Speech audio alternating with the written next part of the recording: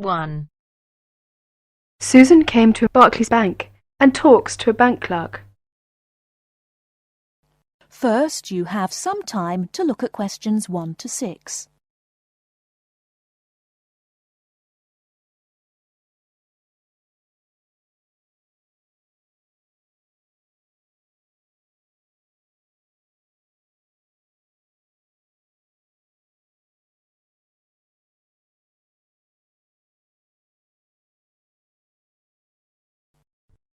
Listen carefully and answer questions 1 to 6. Good morning. What can I do for you? Good morning. I'd like to open a bank account. What kind of account do you want? I'm not quite sure. I'll be a college student. I simply require a safe place to keep my money and easy access to it. Can you recommend an account for me? All right. Do you get a grant? No, I will be supporting myself. I see. You could open an instant account. What's an instant account? Basically, it's an interest account.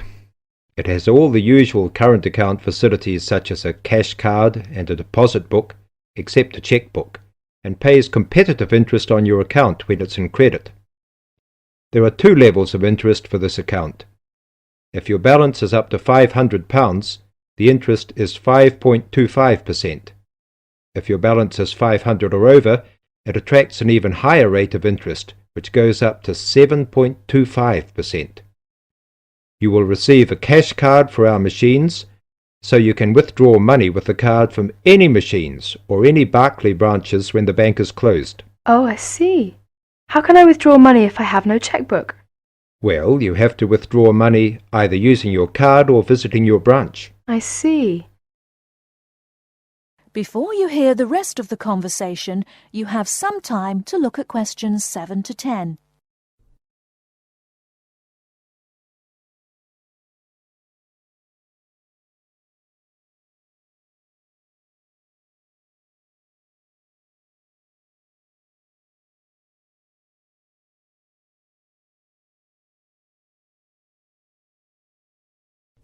Now listen and answer questions 7 to 10.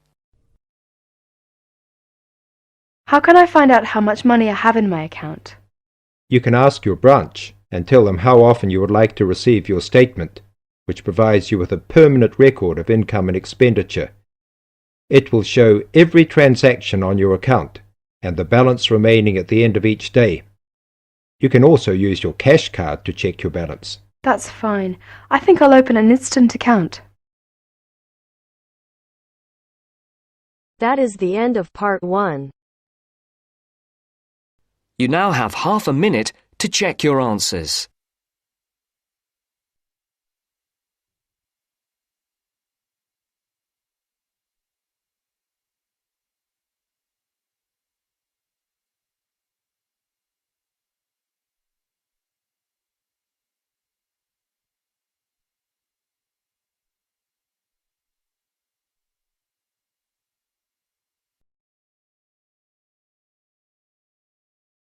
Now turns to part 2. Part 2. A conversation between Mrs. Lamb, a member of the staff in a large hospital, and Andrew, who is a student in the nursing school. Mrs. Lamb is explaining the rules about visiting hours in the hospital. First, look at questions 11 to 14.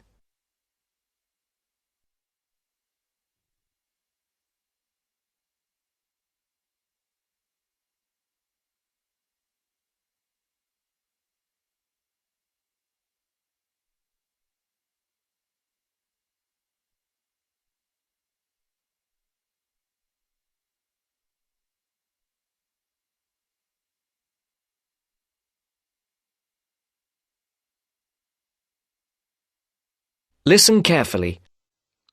Hello, Andrew. I believe you want to know about visiting hours. Yes, I do, Mrs. Lamb. I have to fill this form out, and I'd like to have some idea why the different parts of the hospital have different times for visiting. I see. Well, let's start with an obvious one.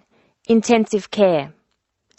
People in intensive care are very sick indeed, and for that reason, we say that visitors can come between 6 a.m. and midnight. I can understand that. At the other end of the scale, Our maternity patients are usually quite well, but we restrict their visiting hours from 8 a.m. to 8 p.m. We find they get very tired if we permit visitors all the time. I see.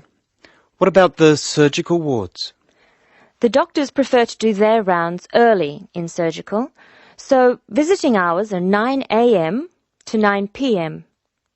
Surgical patients are often on very heavy painkillers, and they aren't really very good company for their visitors.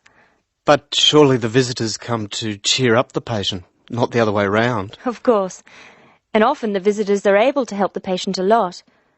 That's why we allow visitors all day, the full 24 hours in the emergency ward.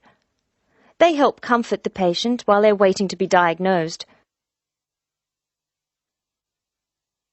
Of course, it's not just everyone who can visit a sick patient. People in intensive care can only be visited by their immediate family. What's more, we only allow 2 people in at any time. We let children of the immediate family in to visit people in intensive care, but we don't like to do it. It's very hard on the children, and it may distress the patient. However, if the patient asks for the child, and the family agrees, that's okay. What about children in maternity? Of course we let them in. They're very pleased to see their mothers. The rule in maternity is everyone may visit, up to 6 people at a time. The maternity ward is quite sociable after all. The surgical ward must be different. It is indeed. We don't allow children in the surgical ward because of the danger of infection.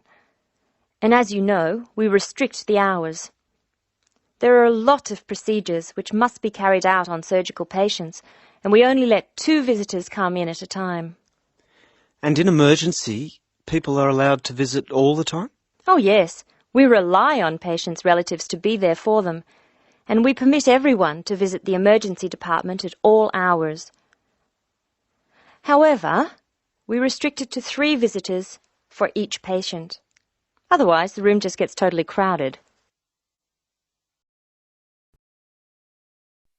Before the broadcast continues, look at questions 15 to 20.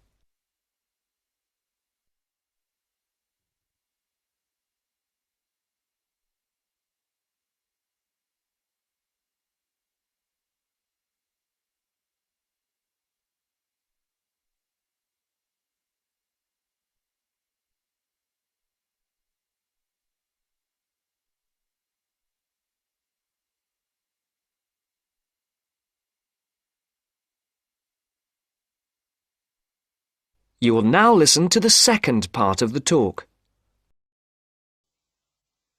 Now I have your schedule for the next week's observation sessions. Are you ready? Yes. Where do I start? On Monday, you'll be in male surgical in the morning and in female surgical in the afternoon. You'll be following Dr. Shea on her rounds. Thank you. And on Tuesday? On Tuesday, you'll be with Dr. Thomas in the morning and Dr. Robertson in the afternoon. No, that can't be right. You're with Dr. Thomas in the afternoon and Dr. Robertson in the morning. Do I ever get to see Dr. Kim? Yes, you'll be with Dr. Kim on Thursday and Friday. She'll take you through the children's ward and through our new teenage ward for 12 to 15-year-olds. Great. I've read a lot about that new ward. Will I see the schoolroom? Maybe another time. And what will I do on Wednesday? On Wednesday, you'll join the other students for lectures. You'll be in the Redmore lecture room between 8 and 10 a.m. and later between 2 and 3 p.m. Thank you. Do you know how big my class is? The intake this term is 200 first-year students. I'm pleased to say about 1/3 are men, which is good. Nursing used to be an almost entirely female occupation. I know. My father trained as a nurse, and he was considered very unusual. Is he still working as a nurse? Yes, he's working in a hospital in the country. I guess I just wanted to follow his example. That is the end of part 2. You now have half a minute to check your answers.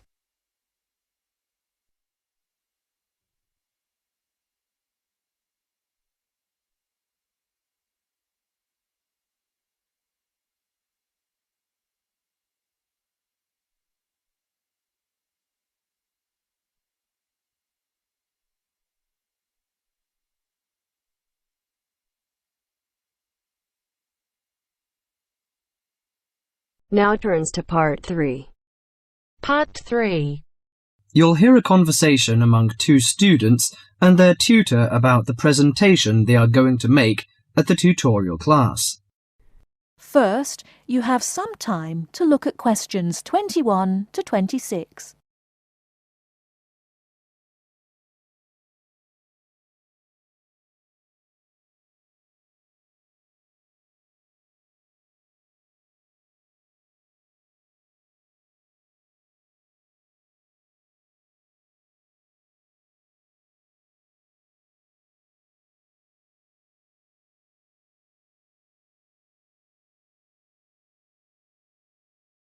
Now listen carefully and answer questions 21 to 26.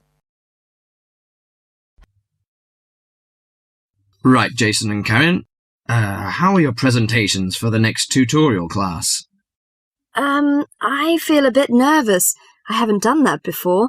Although many of my classmates in the same tutorial group have finished theirs. But I think them a little uninteresting because they just read out their notes. I hope mine will be more attractive. It seems you have a higher demand for yourself. As for me, I have no sense of uneasiness because I made one last semester. But I feel no sense of satisfaction about it. It lacked strong arguments, I think. How much did you get for the last presentation, Jason? 83% actually, but my goal for the next one is over 87%. It's pretty good. What is your topic for this one? Strategies for reading. I feel my biggest problem is in the reading speed, rather than vocabulary, which is most students' problem, though. I am slow, especially in reading articles on my major courses. They are complex and dull. Have you found any effective methods? Well, I am not quite sure. I suppose to skim the books or articles is a good approach. Yes, by skimming the book first, you get the choicest parts. It saves a lot of time. You don't have to read every word of the passage, but you have to learn to read certain parts intensively. Yes, I include that in my presentation. There is one thing I'm not clear yet. Why don't we make presentations more related to our major? Once you learn to write clearly, read analytically, and listen to lectures effectively, you'll begin professional tutorials. That means you should start from the basics. Well, Karen, how is your presentation? Before you hear the rest of the talk, you have some time to look at questions 27 to 30.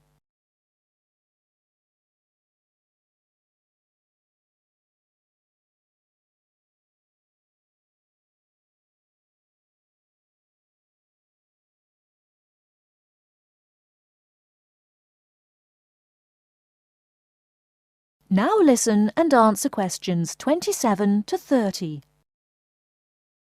Oh, Karen, how is your presentation? I am still in a panic.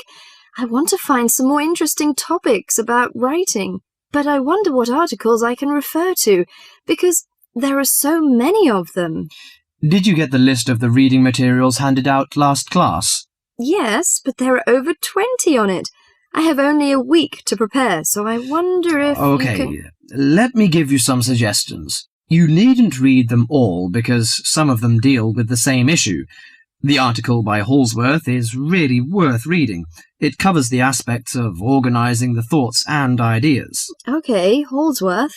You should also read the article by Jackson, but just look at the part on research methodology, how they did it. Right, I'll read that one. You should also read the article by Fisher, but just look at the part on the writing plan. That is, how to plan your writing in a systematical way. Okay, Fisher, got that. And if you have time, the one by Risewell says very relevant things. It teaches how to title your articles and make it appealing. You should finish the whole book. Okay. Now, the one by Burns, if I were you, I wouldn't bother with the whole passage. Just read the conclusion, which summarizes the use of rhetoric. Oh, now I understand. Thank you very much. That is the end of part 3. You now have half a minute to check your answers.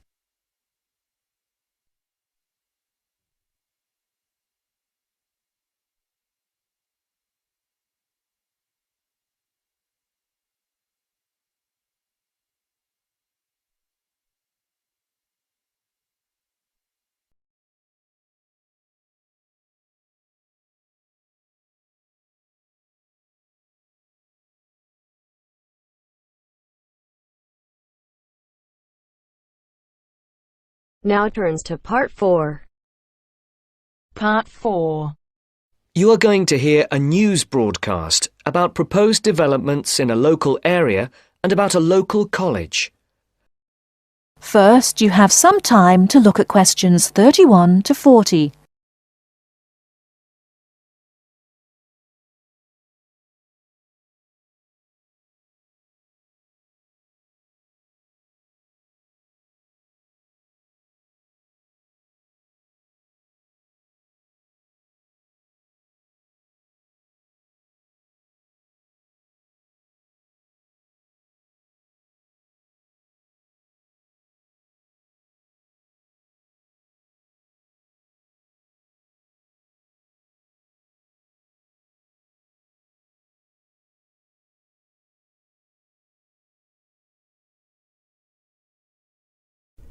Now listen carefully and answer questions 31 to 40. And now for our main headlines on Southern local news for today. First of all, the report relating to the proposed motorway and other developments around the village of Tartlesbury was published this morning. And, as has been expected, it has created quite a lot of interest. The new motorway will pass along the north side of the village, crossing the River Team less than half a kilometre from the well-known beauty spot, Streve Ford, to the northeast of the village. The motorway will cut the village off from the ford, where many children play. But that is not the end of it. There are also plans to build 1,000 houses on farmland west of the village. And on top of that, there are proposals to build an industrial estate for new technology companies on the site of the old steelworks on the edge of the village.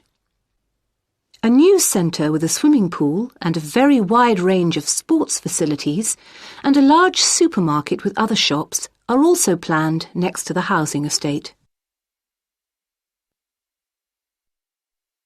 Mr. Jones, a local farmer we spoke to early today, is strongly against the plans.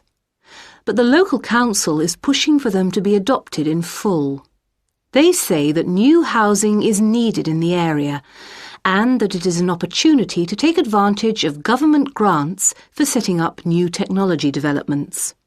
The mayor, Mr. Funn, says, "We must make every effort to do our part for the economy of the country and for the local people. This is a golden opportunity to put Tartlesbury on the map." Reactions to Mr. Funn's comments have been quick to come. Surprisingly, when we contacted the spokesman of the local conservation group, he was very much for the planned developments. But not all the local groups support the scheme.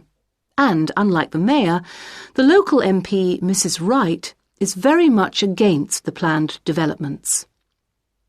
Mr. Khan, a local shopkeeper, had this to say: "People are absolutely horrified at what is being proposed here.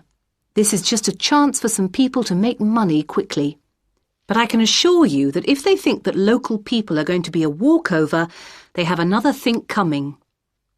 Of course, we welcome the jobs that the new technology park will bring, but we feel that the large increase in housing and the proposed motorway will destroy the character of the area." I think this is a debate that is going to run on for quite some time, and we here on Local News will keep you informed. And now for something quite different. This year's exam results have just come out, and there are a lot of happy faces out there. It would seem that the number of young people going on to university from the local college in Upton, which is not far from Tartlesbury, has increased by 25% this year. All those who have applied to go to university or into teacher training colleges have found places. This is the first time that there has been a 100% success rate at the college. We spoke earlier to the principal of the college, who said she was very proud of all those who had achieved their aims, and she wished them every success in the future. There will be another news bulletin at 11 p.m. And for now, it's back to more music from around the world.